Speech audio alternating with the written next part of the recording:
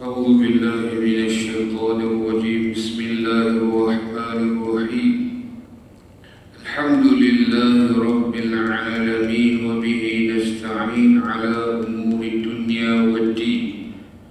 اللهم صل على سيدنا محمد الفاتح لما أغلق والخاتم لما سبق ناصر الحق بالحق والهادي إلى صراطك المستقيم وعلى آله وصحبه حق قدره ومقداره العظيم.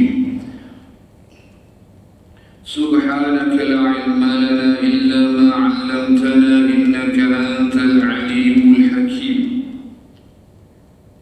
قال رب اشرح لي صدري ويسر لي أمري واحلل عقدة من لساني يفقهوا قولي ولا حول ولا قوة إلا بالله العلي العظيم. ولا حول ولا قوة إلا بالله العلي العظيم بمئة ألف ألف. لا حول ولا قوة إلا بالله العلي العظيم. نوينا تعلم والتعليم وتذكر والتذكير والإفادة والاستفادة والحث على التمسك بكتاب الله وبسنة رسول الله صلى الله عليه وسلم والدعاء إلى الهدى والدلالة على الخير ابتغاء وجه الله ومرضاته وقربه وثوابه. آمين اللهم آمين. عما بعد، السلام عليكم ورحمة الله تعالى وبركاته. Sidang hadirin hadirat muslimin muslimat yang dirahmati Allah Ta'ala, wabil khusus jamaah Masjid Al-Mujahidin. Alhamdulillah, syukur kehadirat Allah Subhanahu wa Ta'ala dapat sama-sama kita berkumpul di dalam majlis ilmu pengajian fardu ain, iaitu ilmu tauhid, akidah ahli sunnah wal jamaah, dan perbahasan kita iaitu yang melibatkan ilmu, yaitu ilmu mengenai ketuhanan, ilmu mengenai kenabian, dan ilmu mengenai perkara yang kita dengari, yang kita imani. Pada kuliah yang lepas kita baru masuk sedikit pada qiyamu binafsih, kerana bulan lepas kita ada perbahasan yang agak panjang mengenai mukhalafatuhu lil hawadith. Bila kita mengaji di dalam bab tauhid ini, 20 sifat yang wajib ini dibahagikan lagi kepada 4, iaitu sifat nafsiyah, sifat salbiyah, sifat ma'ani, dan sifat ma'nawiyah. InsyaAllah kita akan bahas dengan lebih lanjut. Cuma kita nak beritahu sifat nafsiyah, sifat wujud itu di bawah sifat nafsiyah, dan sifat salbiyah ni hak 5 ni. Qidam Allah, mukhalafatuhu lil hawadith, qiyamuhu binafsih, wahdaniyah. 7 lagi iaitu sifat selepas wadahnya, iaitu qudrah, iradah, ilmu, sama, basar, hayat, sama, basar, kalam. Jadi 7 adalah sifat ma'ani, dan kaunuhu qadiran, kaunuhu muridan, kaunuhu aliman, kaunuhu hayyan, kaunuhu sami'an, kaunuhu basiran, dan kaunuhu mutakalliman. Itu adalah sifat ma'nawiyah. InsyaAllah kita akan pergi satu demi satu. Cuma kita pergi satu-satu dulu daripada perbahasan menerusi kitab kita ini. Walaupun tidak dibahaskan dalam kitab kita ini secara tuntas, tapi kita akan rangkumkan nanti insyaAllah. Dan by the time kita dah masuk sifat kalam nanti, kita akan rangkumkan semula. Baik. Qala musannifu rahimahullah wa nafa'ana bi'ulumi fi daraini amin. Sifat wajib yang kelima bagi Allah Subhanahu wa Ta'ala. Bila sebut sifat wajib yang kelima bagi Allah Subhanahu wa Ta'ala, wajib pada zat. Itu yang pertama. Ya, wajib pada zat. Itu yang pertama. Zat dan wajib mana? Sifat sifat yang wajib pada zatnya Allah Ta'ala. Itu yang pertama. Yang kedua, dalam perbahasan dalam ilmu tauhid, bila sebut sifat wajib, yakni wajib pada akal pula, kerana perbahasan di dalam hukum akal. iaitu wajib. Wajib pada akal bererti akal yang waras tidak boleh menerima ketiadaannya. Di situ jadi akal kita yang waras ni tak boleh terima Allah Ta'ala itu tidak berdiri dengan sendirinya. Yakni apa? Allah itu tak ada sifat ataupun Allah Ta'ala itu bila sebut wajib pada akal tak boleh terima ketiadaannya, iaitu ketiadaan sifat qiyamuhu binafsih itu sendiri. Kerana maksud qiyamuhu binafsih bukan sekadar maksud berdiri dengan sendiri itu makna berdiri, tidak. Maknanya tak berhajat kepada segala sesuatu, yang mana Allah itu terkaya daripada segala sesuatu. Baik, kita tengok kitab ini. Kita wajib percaya. Bila sebut kita wajib percaya, maknanya kita di sini bermakna yang mukallaf, golongan mukallaf. Kita wajib percaya di sini maknanya wajib pada syarak. Kita sebagai mukallaf, golongan yang dibebani, dipertanggungjawabkan, ditaklifkan dengan hukum syarak ke atasnya, terdiri daripada dua golongan, jin dan juga manusia, dan empat cirinya, dua yang utama, dua yang sekunder. Dua yang utama ini berakal dan juga cukup umur, dan yang ketiga dan juga keempat yang sempurna ataupun selamat panca indera, tidak buta dan pekak sekaligus. Ada ulama menyebutkan kena daripada tiga kecacatan itu. Kalau dua ada cacat, dah dikira tak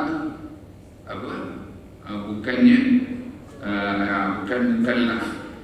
Ada yang mengatakan dua, buta dan pekak sekaligus. Ada yang mengatakan pekak dengan bisu sekaligus.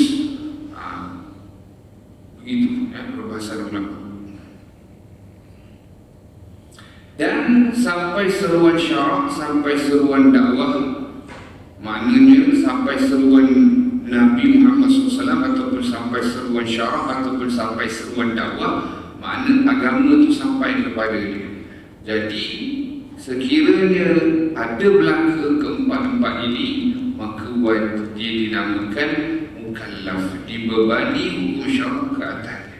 Maka kita semua yang mukallaf ini wajib kita kena tahu perihal ini. Perihal apa? Sifat qiyamuhu binafsih. Kita tengok kitab kita. Kita wajib percaya, yakni wajib syarak, bahawa Allah Subhanahu wa Ta'ala berdiri dengan sendirinya. Apa maksud berdiri itu? Tiada berhajat kepada segala sesuatu pun, kerana ia Allah terkaya daripada segala makhluk. Ni kalau kita belajar lagi dalam perbahasan di dalam ilmu tauhid ini, 20 sifat yang wajib itu ianya dibahagikan kepada empat yang kita sebut tadi: nafsiyah, salbiyah, ma'ani, ma'nawiyah. Dibahagikan lagi secara garis besar dua, iaitu istighna dan iftiqar. Tak apa, kita dengar dulu walau mungkin istilah ni mungkin ada setengah daripada kita mungkin agak asing, belum pernah mendengar. At least kita pernah dengar. Instead of tak pernah dengar langsung, kan? At least pernah dengar. Apa makna istighna? Makna maha kaya atau terkaya Allah Ta'ala daripada segala sesuatu. Senang cerita nak faham, Allah tak perlu akan segala sesuatu. Makna iftiqar pula, segala sesuatu memerlukan kepada Allah. Maknanya kalau nak faham dengan mudah, bahasa mudah lah, simple term kita nak faham. Istighna, maha kaya Allah. Iftiqar, maha tempat bergantungnya Allah. Di situ kalau kita nak faham. Kalau ditanya apa ni semua ni, istighna, iftiqar, Istighna, maha kaya Allah. Yang ini terkaya Allah daripada segala sesuatu. Allah tak berhajat kepada segala sesuatu. Sebab tu kita pernah sebut dalam kuliah yang lepas. Tuan-tuan ingat tak ayat yang berbunyi wa ma khalaqtul jinna wal insa illa liya'budun. Biasa kita dengar terjemah kan Ji? Biasa Ji kita dengar terjemah, dan tidak aku jadikan jin dan juga manusia hanya senya untuk beribadah kepada aku. Biasa kita dengar terjemah macam tu. Tapi bila kita belajar dalam bab qiyamuhu bi nafsi, kita faham. Bukan kita faham macam ni, oh rupanya Tuhan perlu kepada ibadah kita. Tak. Bila kita faham Allah Ta'ala itu qiyamuhu bi nafsi, maka kita faham juga bahawasanya Allah tak berhajat kepada ibadah kita. Di situ. Jadi terjemahan yang lebih tepat kata ulama bukan tidak aku jadikan jin dan juga manusia hanya senya untuk beribadah kepada aku, tetapi yang lebih tepat, dan tidak aku jadikan jin dan manusia hanya senya hikmahnya untuk beribadah kepada aku. Kerana Allah tak berhajat kepada ibadah kita. Jadi di sini lebih halus ya, diterjemahkan yang sesuai dengan makna ataupun murad daripada salah satu daripada sifat Allah Subhanahu wa Ta'ala, iaitu qiyamuhu bi nafsi. Itu dia. Allah tak berhajat kepada segala sesuatu. Kita tengok dalam kitab kita, kata Al-Habib Abdullah bin Ahmad Al-Jufri, dalil akalnya ialah kalau Allah tidak berdiri dengan sendirinya,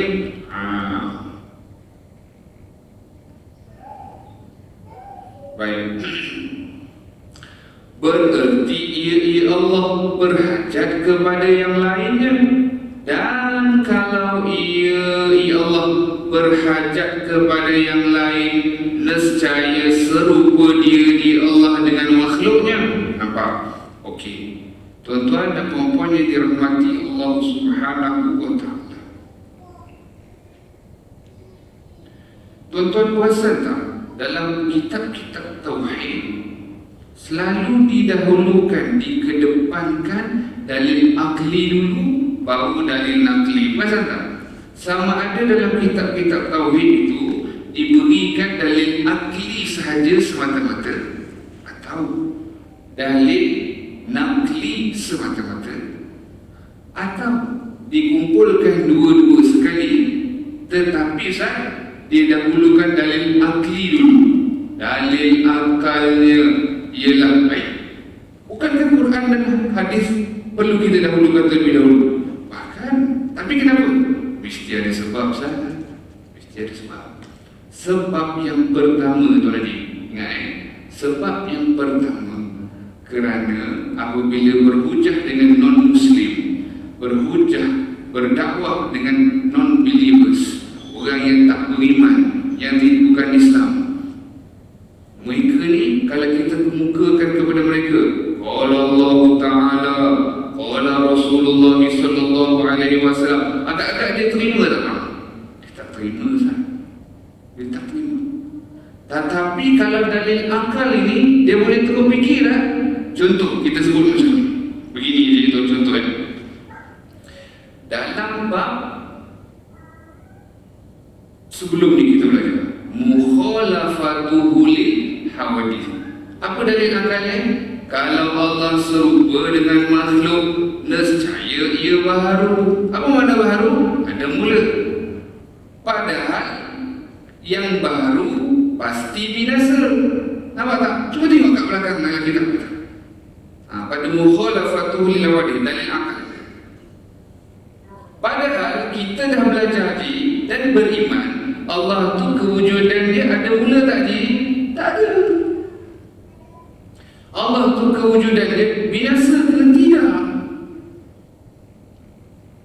Yakin kita 100% yakin Allah tu kewujudan dia bang? Tak ada mula, tak ada akhir. Sebab tu ingat tak dalam kuliah yang lepas kita dah bagi tahu makhluk selama-lamanya takkan jadi Tuhan. Ingat tak bila? Pasal apa makhluk selama-lamanya takkan jadi Tuhan?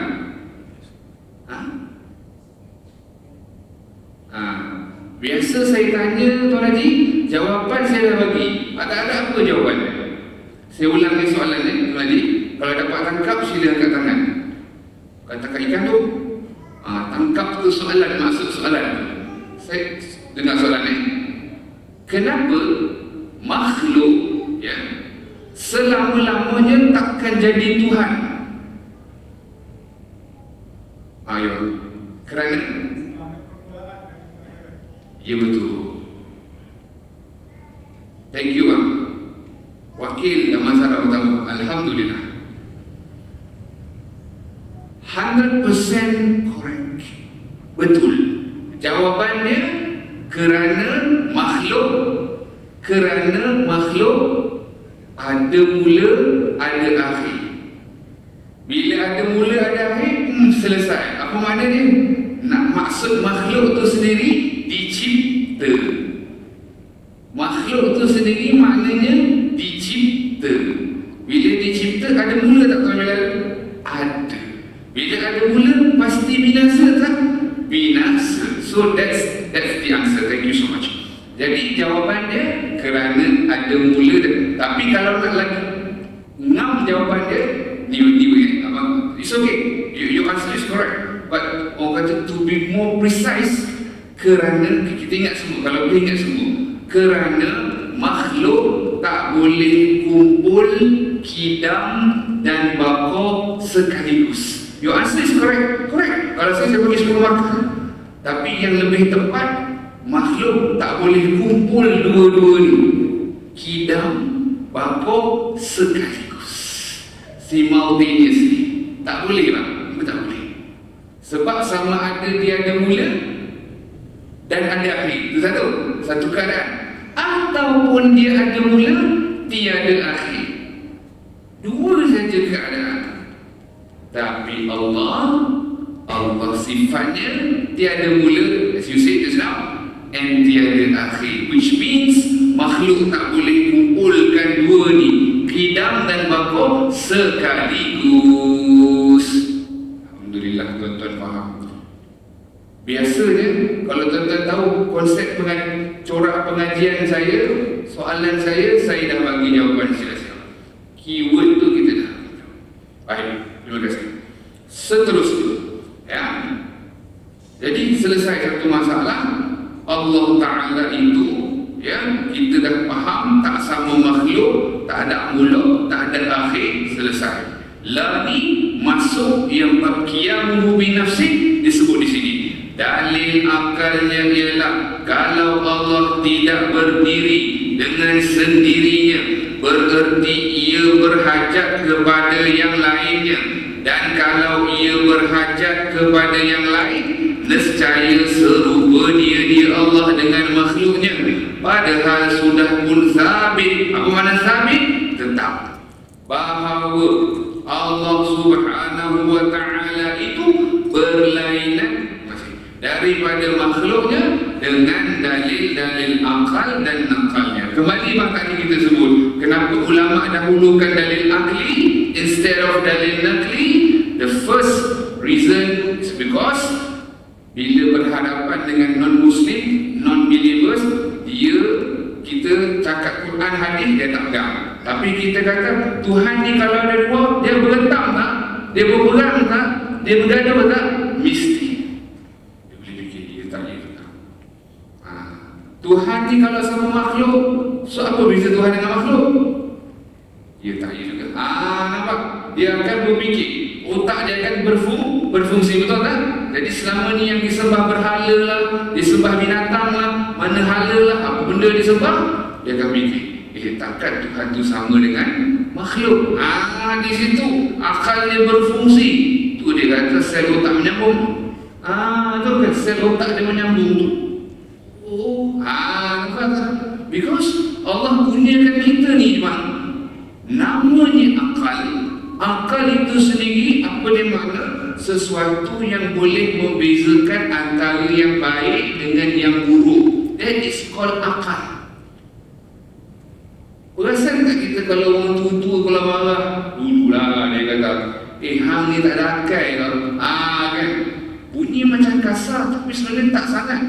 Sebab mana akal kau boleh beza baik dengan buruk. Tapi kalau dia kata hang tak ada otak lah, dia marah sangat tu bang.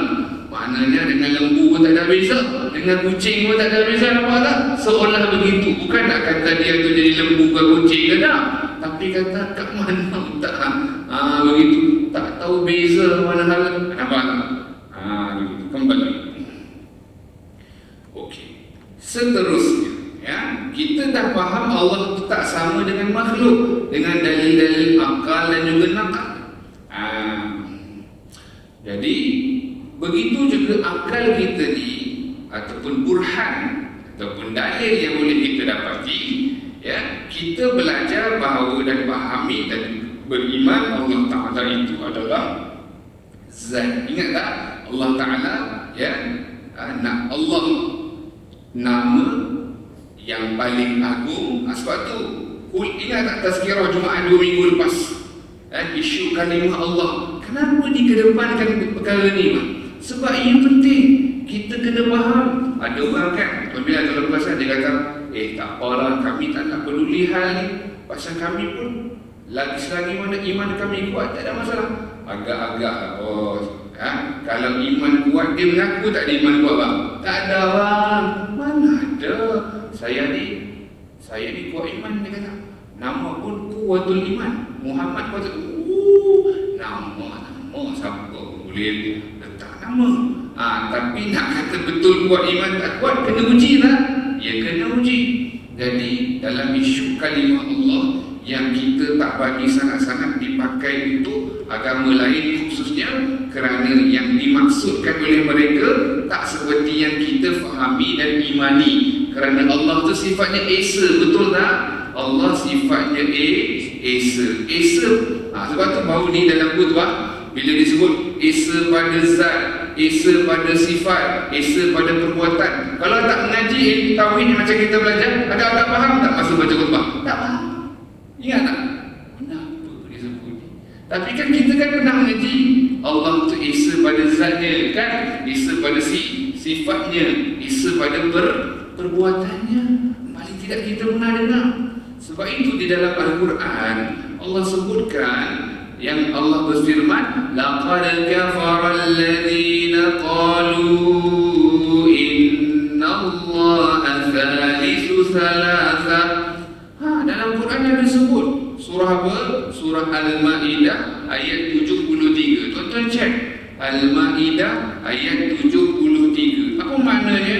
Yang bermaksud sesungguhnya telah kafir orang-orang yang mengatakan bahawa Allah itu Tuhan yang ketiga daripada tiga. Nampak?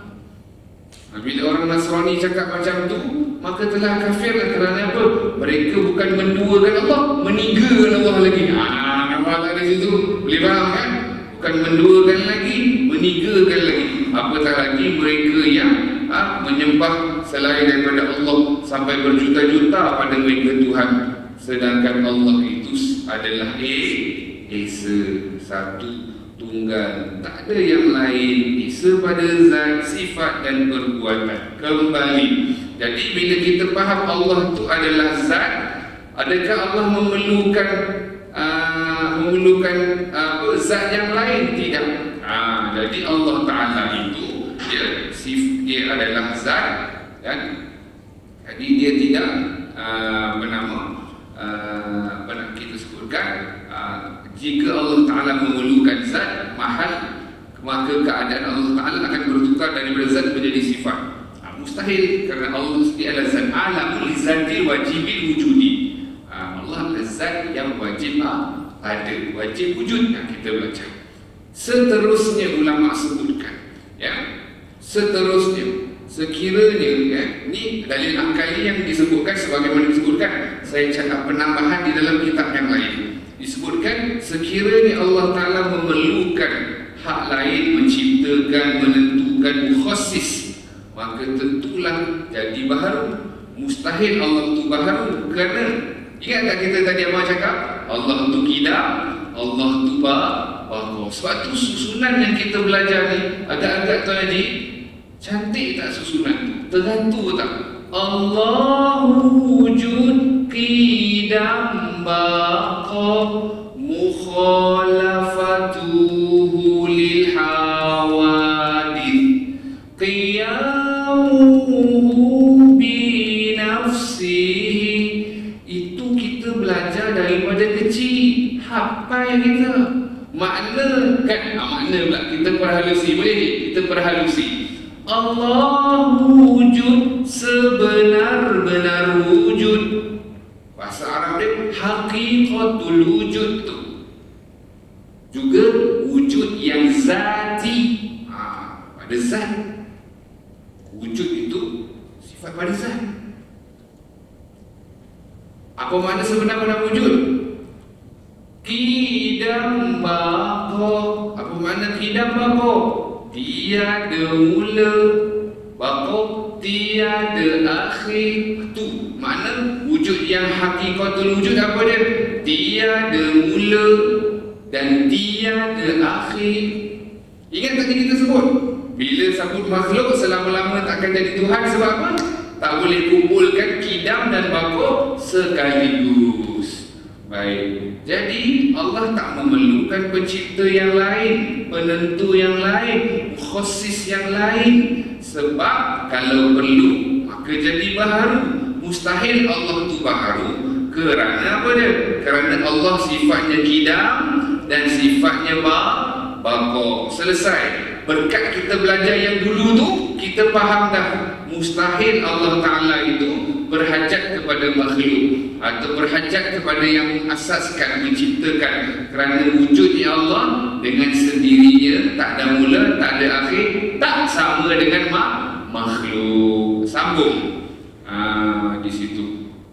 Sebab itulah ulama sebutkan ya, bahawasanya Allah tidak memerlukan kepada zat, kerana Allah sendiri adalah zat dan sifat Allah itu istilna, yakni maha kaya, yang bererti tak berhajat kepada segala sesuatu. Kita tengok kitab kita. Padahal sudah pun sabit, yakni tetap bahawa Allah Subhanahu wa Ta'ala itu berlainan daripada makhluknya dengan dalil-dalil akal dan akalnya jelas. Dalil akal pun jelas, Allah tak sama makhluk. Dalil Quran dan hadis pun banyak, antaranya laisa kamitslihi syai' wa huwas samiul basir. Kita dah bahas, iaitu Allah Ta'ala itu dengan panjang lebar pada kuliah yang lepas, bulan lepas, tidak ada sesuatu yang serupa dengan Allah Subhanahu wa Ta'ala. Dengannya Allah, dia yang Allah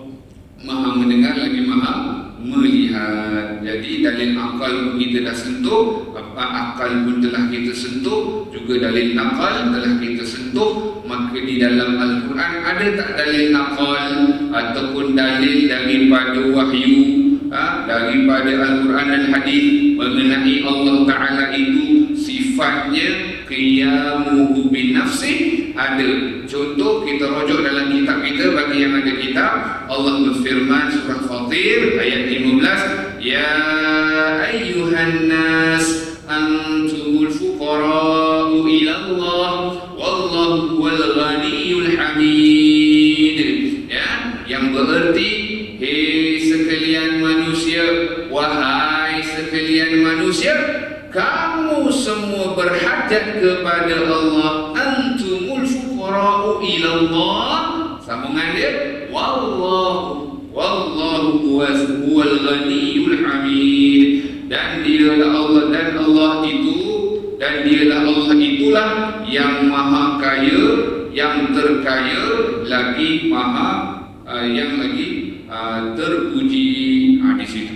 Jadi Allah Subhanahu wa Ta'ala itu antara dalilnya di dalam surah Al-Fatir. Begitu juga di dalam ayat yang lain, surah Al-Ankabut. Buat catatan bagi yang mencatat, yaitu surah Al-Ankabut ayat 6. Innallaha la ghaniyyun 'anil 'alamin. Ada tak ayat lain di dalam Al-Quran? Ada, ada. Tadi ayat surah Fatir, ini Ini ayat daripada surah Al-Ankabut ayat 6. Lagi apa ayat yang biasa kita baca? Kalau tuan-tuan perasan, cuba kalau ingat.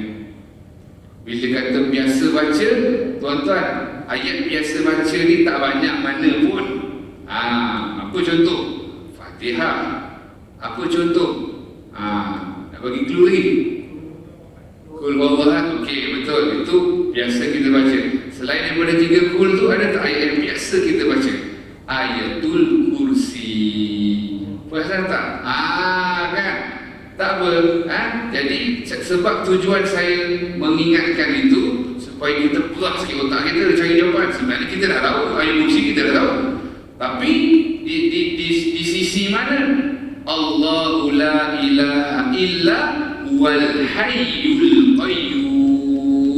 Allah tidak ada Tuhan selain Dia yang al-hayyu yang maha hidup, yang maha menguruskan hamba-Nya, yakni Allah yang bersifat dengan qiyamuhu bi nafsi. Ada berapa ayat? Al-Baqarah ayat 255 kalau tak salah saya, kan? Jadi boleh buat catatan. Al-Baqarah 255, Al-Ankabut ayat 6, dalam kitab kita surah Fatir ayat 15. Antara dalil bagi Allah Subhanahu wa taala sifatnya qiyamuhu bin nafsi. Di situ. Jadi bila kita mengaji di dalam al-ilahiyat, sifat perihal ketuhanan, yakni sifat yang wajib, mustahil dan juga harus bagi Allah Subhanahu wa taala ini, maka perlu kita ingat satu perkara, iaitu selain daripada dalil akli, juga dalil naqli, Al-Quran dan hadis, juga ijma' ulama telah mensabit bahawasanya Allah taala itu bersifat dengan sifat qiyamuhu bi nafsi. Di situ jelas, tegang lagi nanti.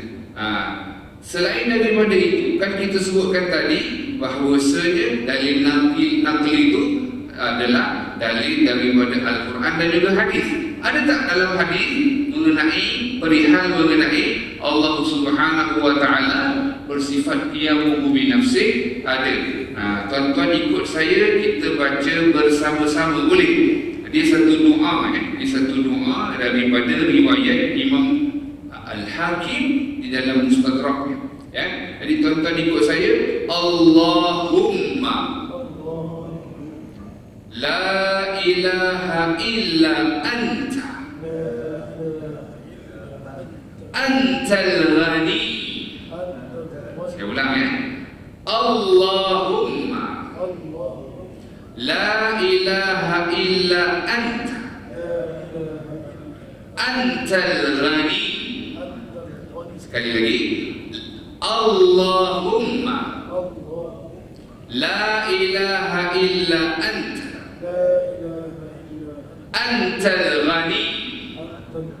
Tak apa, saya tak baca, tuan-tuan cuba baca. 1, 2, 3. Allahumma la ilaha illa anta antal ghani. Apa makna doa ini? Riwayat Imam Al-Hakim di dalam Mustadraknya, iaitu bermaksud, Allahumma, wahai Allah, tidak ada Tuhan selain Engkau. La ilaha illa anta. Tidak ada Tuhan lain yang selayaknya disembah melainkan Engkau. Kemudian antal ghani, Engkaulah yang maha kaya. Maksud maha kaya itulah yang kita faham, iaitu dengan Allah itu bersifat qiyamuhu bi nafsi. Ini kita kena pegang, ini kita kena yakin, ini kita berapa minit? 3 minit ni, boleh.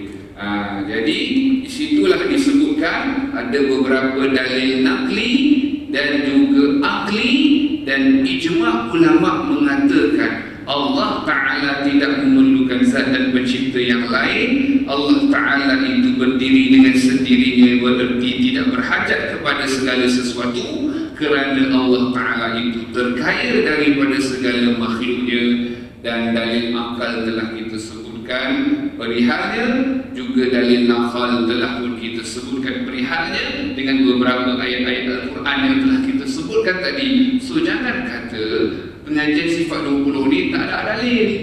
Nabi tak ajar. Ni orang tak berapa cerdik kalau cakap macam tu. Dia sama ada tak berapa cerdik atau tak cerdik langsung. Kenapa kita kata yang tadi kita sebut satu-satu tu ayat Al-Quran tak bang? Ayat Al-Quran.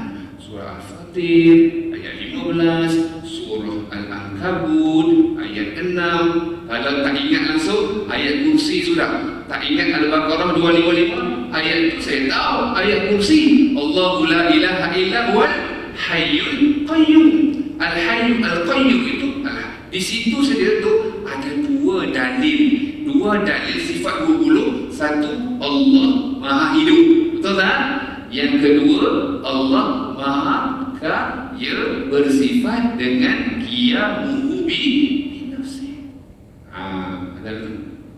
1:50 minit lagi insya-Allah. Kata pengarang, dengan itu wajiblah bagi Allah sifat qiyamuhu bi nafsi, iaitu berdiri dengan sendirinya, dan mustahil atasnya sifat ihtiyajuhu ila ghairi, iaitu berhajat kepada lainnya. Jelas terang lagi nyata bahawa pengajian kita ini sifat 20 ada sandaran yang kuat daripada Al-Quran dan juga hadis Nabi SAW, dalil akli dan juga ijma' ulama.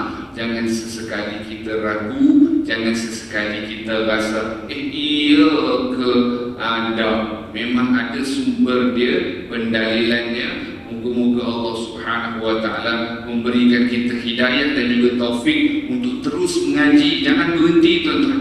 Tuan-tuan tahu tak apa dosanya tak mengaji ilmu fardu ain? Dosanya ji, dosa besar. Dosanya dosa yang sedia. Apa makna sedia tu bang? Bukan jaga sedia senang diri tu. Nah, maknanya continuously berdosa.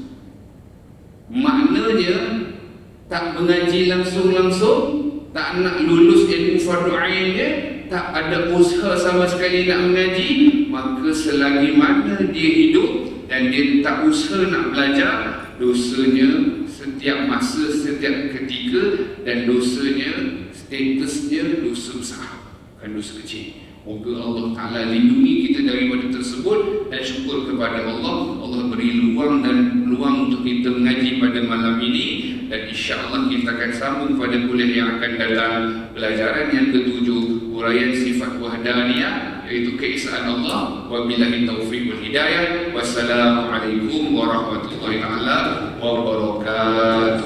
Jumpa lagi.